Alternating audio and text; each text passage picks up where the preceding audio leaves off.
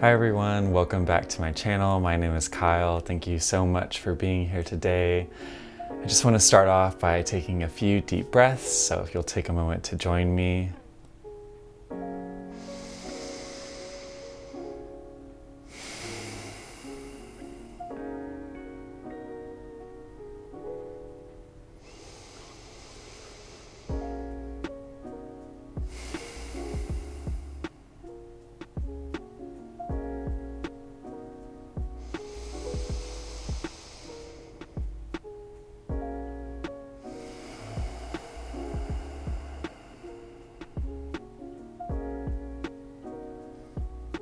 Thank you so much for sharing in that moment with me. I always like to have a few deep breaths before I dive into whatever I'm talking about in this channel, so I thought I might as well include you in this one. So today I wanted to talk about my own spiritual commitment and kind of give you some stepping stones that might help you build your own spiritual commitment, and kind of take some time to focus on our spiritual journeys and how we can push ourselves to the next level. So for me, what does my life look like now that I have made a spiritual commitment to myself? There is a lot of self-trust, there is a lot of self-love, there is a whole lot of emotional regulation happening on a daily basis. I have an inner strength that I never realized or thought that I could have. There's concepts like radical acceptance that run through my mind, a lot more mindfulness, a lot more deepening of my consciousness, deepening of my awareness, and most importantly for me, and that's something that I have been practicing a lot lately, is having an open heart. I recently realized that having an open heart is my greatest treasure, and through having an open heart, I can conquer any and all experiences that are headed my way, as long as I am remaining open-hearted. When I look back on this year, I can see the times when I had an open heart unconsciously. I was enjoying my life, I was living in acceptance and moving with the flow of everything around me. And I can also look back and see the times when my heart was closed, when I would fall into self-judgment, when I would judge others, and really just make my existence a lot more painful and become a victim of reality. So through this spiritual practice, I've really gotten to a place where I can consistently witness the opening and closing of my heart and identify more with having an open heart, and know that when I have an open heart, I'm much more connected, I'm much more in tune, and I just enjoy my life so much more.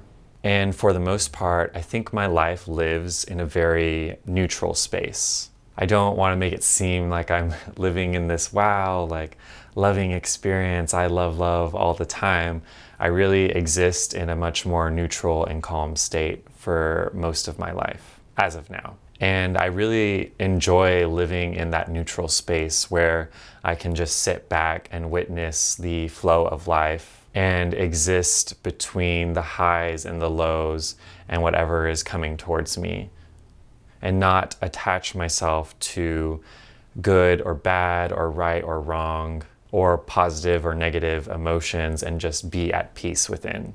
So this desire for spiritual commitment for me, and I think a lot of other people who are turning towards spirituality or seeking spiritual practices, comes from a place of realizing that we suffer so much in our daily lives, whether it be anxiety or depression or past traumas that are influencing us. And I was one of those people, and I didn't even realize it. I knew I had anxiety and I knew I had depression, but I didn't realize how much I was allowing those tough feelings to dictate my life.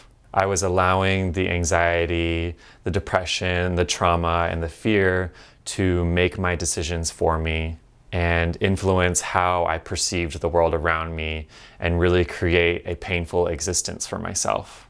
My interest in spirituality started about 3 years ago, so I was very spiritually adjacent for the past 3 years, but my real commitment to spirituality and to myself started 6 months ago. I knew that the spiritual practices were drawing me into live better, to live fuller, to live more deeply. And since making a deep commitment to myself, I've discovered so much more self-compassion, so much more self-acceptance that I never would have known if I had just remained in that spiritually adjacent place. And that spiritually adjacent place was when I had the knowledge, but I wasn't seeing through any of the practices. When I listened to all of the teachings and I heard all of the words, but I didn't apply them to myself because I thought I was doing fine. I was still enjoying my life and I had good times and good memories, but I would still fall back into a state of anxiety, depression, fear, self-hatred a lot more often than I realized. So being spiritually adjacent, I didn't realize I was seeking to heal my existence, but that's essentially what spirituality gives to you. It's a gift of healing. So if you're being drawn to spirituality, it's because you know that life is so much better than the moment that you might be in right now.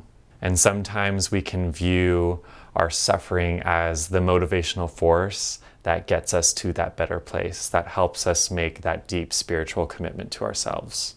There are a lot of different practices out there that help you build that spiritual commitment to yourself, and they are different for everybody. But I always recommend starting off with the 3 basics, which is meditation, exercise and/or yoga, and journaling.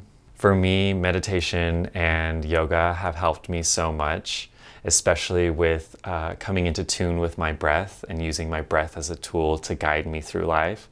But I truly swear by journaling and think everyone needs to start journaling.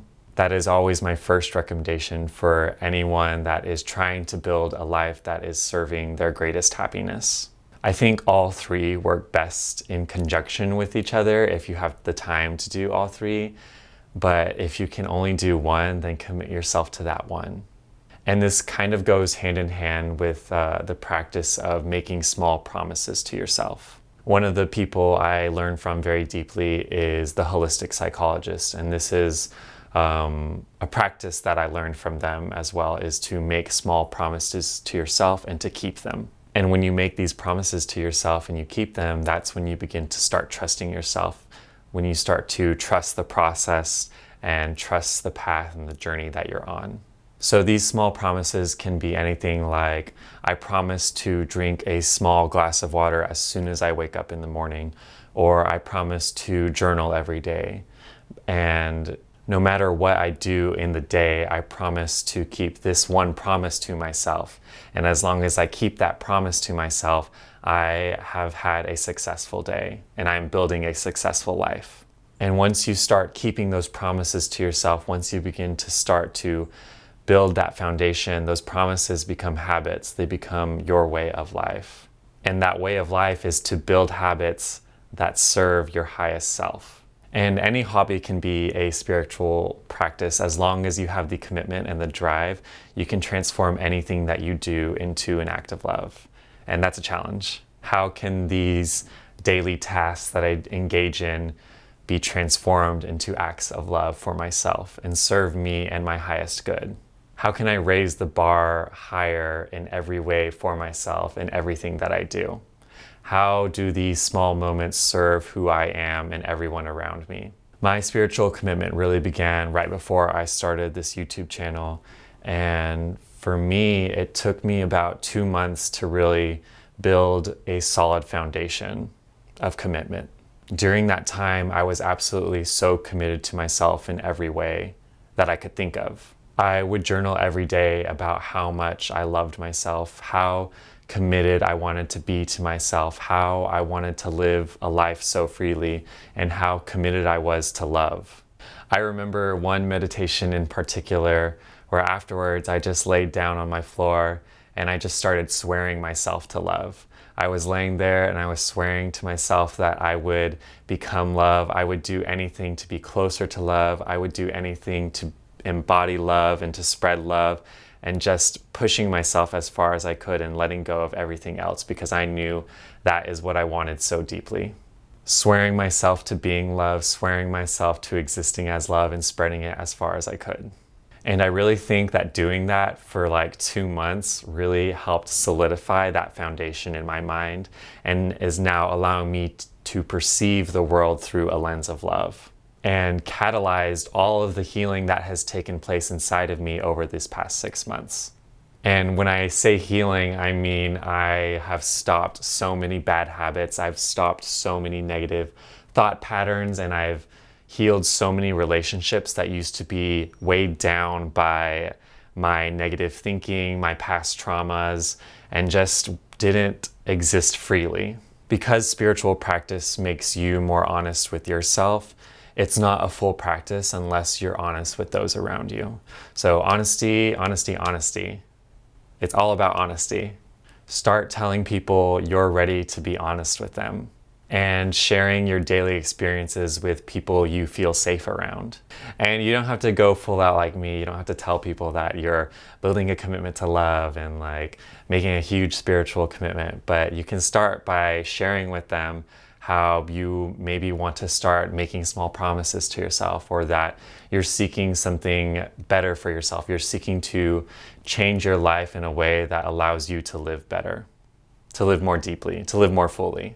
Or maybe even more simply that you're interested in meditation or mindfulness and you're exploring those topics right now. For me, I can think of my relationship with my parents and how I wanted to be more honest with them and I wanted to tell them more things. And so I just started by saying, I want to be more honest with you. I want to be more honest with you. I would write in their Mother's Day cards and their Father's Day cards and their birthday cards that I was really excited to build a more honest relationship with them. And I did that for a while before I even started being honest with them. So if you can just put it out there and try and manifest it, it will come into fruition. And there will be a time where you can simply be honest with the people that you want to be honest with. So as long as that intention is there, as long as that commitment to yourself is there, it will happen.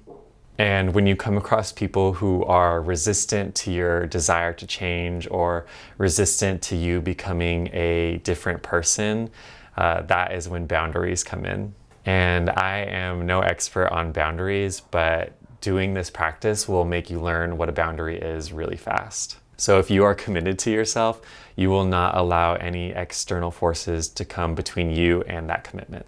I think it's also important to talk about what to do when you encounter tough times or rough patches along this spiritual practice and this spiritual commitment.